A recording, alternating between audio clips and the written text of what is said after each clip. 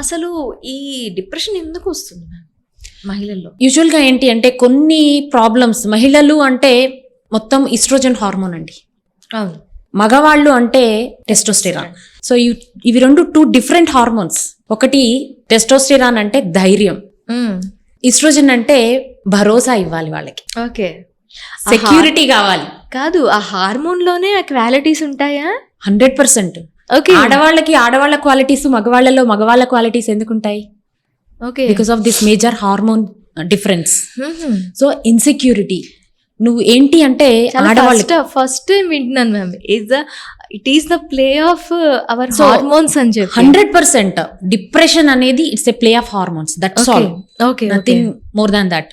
అంటే మీ చుట్టూ ఉన్న వాతావరణం ఇన్సెక్యూరిటీ ఎప్పుడైతే స్టార్ట్ అవుతుందో ఆడవాళ్ళకి, అక్కడి నుంచి రోజు రోజుకి ఆ డిప్రెషన్ లోకి వెళ్ళిపోవడం, నేను చెయ్యలేనేమో, నాకేమీ లేదు, నాకే ఎందుకు అవుతుంది అనేది ఫస్ట్ అందులోంచి బయటికి రావాలి.